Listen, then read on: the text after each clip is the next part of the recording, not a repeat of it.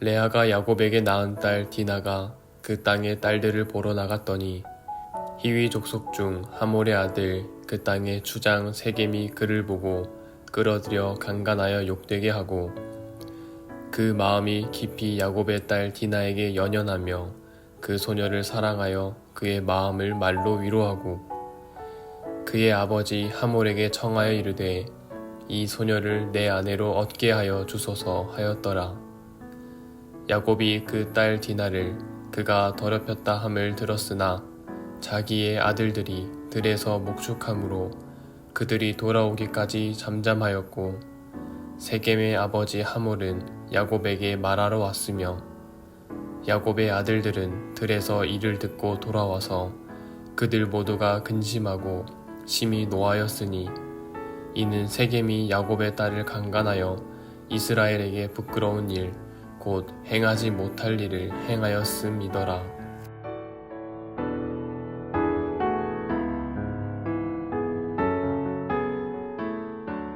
오늘은 창세기 34장 1절부터 7절까지 있는 말씀 가지고 세겜에서 생긴 일이라는 제목으로 하나님 말씀 생각해 보도록 하겠습니다. 야곱은 이제 에서와의 만남을 통해서 마음의 짐을 다 내려놨어요. 그리고 나서 에서에게 내가 형님 따라서 뒤따라가서 세일로 가겠습니다. 이렇게 얘기를 하고 형을 먼저 보냅니다. 그리고 갔습니까? 안 갔어요. 숫곳에 머뭅니다. 숫곳에서 집을 짓고 가축을 위해 우리간을 짓고 이렇게 했어요. 그래서 사실 이 숫곳이라는 이름 뜻이 우리간이라는 뜻이거든요. 그러니까 하나님의 집 베델로 가야 하는 여정이에요, 사실은. 그런데 짐승들이 거처하는 장소에 머물러 버린 것이다. 이렇게 볼 수가 있는 거예요.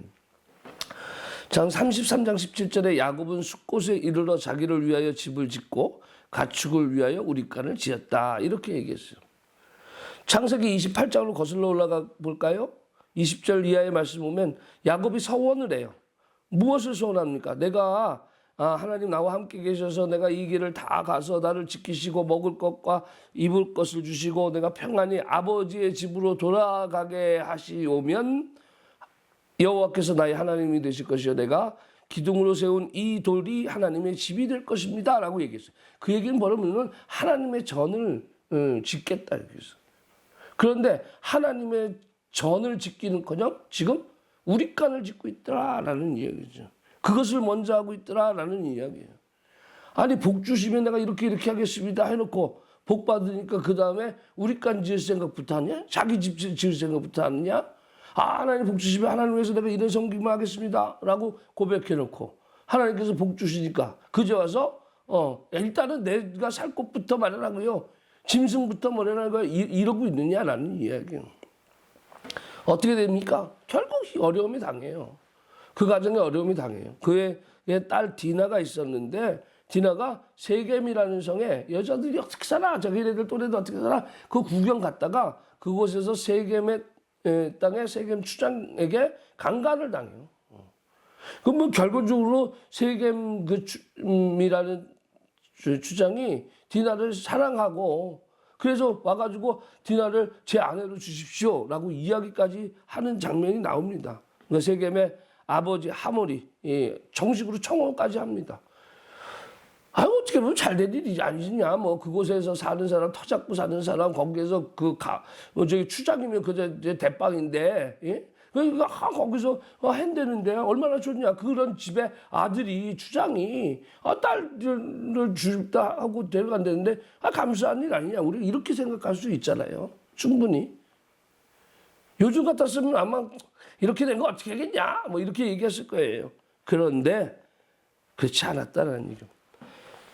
가족들이 어떻게 합니까? 야곱과 그의 아들들은 화가 났어요. 그들 모두가 근심하고 심히 노하였으니 이는 세겜이 야곱의 딸을 강간하여 이스라엘에게 부끄러운 일 곧 행하지 못한 일을 행하였습니다. 그게 부끄러운 일이었다라는 거예요. 부끄러운 일이었다라는 얘기죠. 일어나서는 안 될 일이었다라는 얘기예요. 근데 요즘 세상은 모든 것들이 다 그래서 괜찮아라고 이야기합니다. 당당하다. 나만 그러냐? 다른 사람도 다 그러는데 라고 이야기하면서 오늘 우리들의 삶 가운데 성에 대해서 그 가치관이 무너지고 윤리가 무너지고 이런 일들이 너무나 많이 있어요. 부끄러운 일들로 우리들이 인식하면서 살아야 되는 거예요.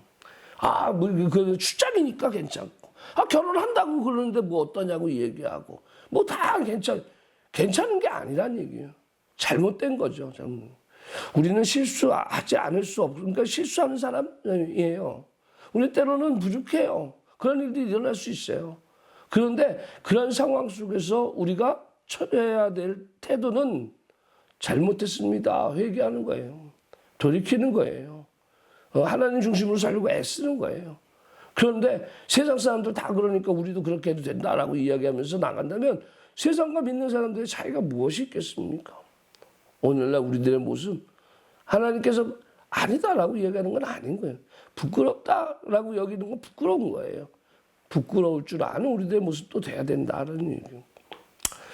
오늘 말씀 속에 하나님과의 약속에 그것을 가볍게 여겨서 그리고 세상 중심으로 물질 중심으로 돌아갔던 야곱의 가정에게 결국은 하나님의 보호의 영역 속에 바깥으로 뛰쳐나갔으니 어려움이 생길 수밖에 없어요. 그 어려움 속에서 그나마 다행인 것은 부끄러워하고 그 일을 바로잡으려고 했던 야곱의 식구들의 모습을 볼 때 다행이다라고 생각을 해요. 오늘날 믿음 안에서 여러분들이 신앙 안에서 우리들이 살아가길 원합니다.